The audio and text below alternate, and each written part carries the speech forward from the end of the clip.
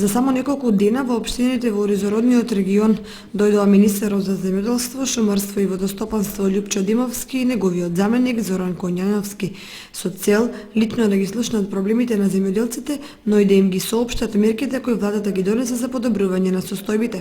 Паралелно со активностите на највисоко ниво се случи и трибина на кластерот за Орис, која промовира поинаков пристап кон решавањето на проблемите, сличен на оној кој го практикуваше групацијата за Орис како дел од Стопанската комора на Македонија во 80-тите години.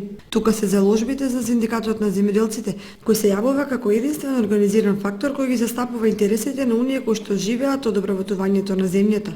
Тоа што го добија земјоделците како субвенции во основа се оценува како историски исчекор. Ако и најавените разговори на представниците на Министерството со откупувачите ги дадат очекуваните ефекти, тогаш земјоделците навистина ќе имаат причини за задоволство. Сега преостанува да се види како сето тоа ќе функционира во пракса, бидејќи знаејќи ги нашите навики и менталитет, манипулациите се реална опасност да ги девалвираат договорените придобивки.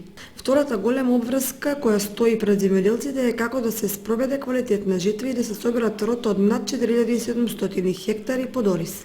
Септемвриските врнежи не го погодија времето, кога е во прашање Орисот, бидејќи ќе го забави неговото зреење, а негативно ќе се одрази и врз родот, бидејќи влагата по правило предизвикува полегнување. Но што е тука е? Па затоа жетварите забрзано ги подобруваат комбајните и другата механизација со цел да се спроведе брза и квалитетна жетва. Дотолку повеќе што нема да биде едноставно од нивите да се соберат и во амбарите да се складираат над 25.000 тони арпа.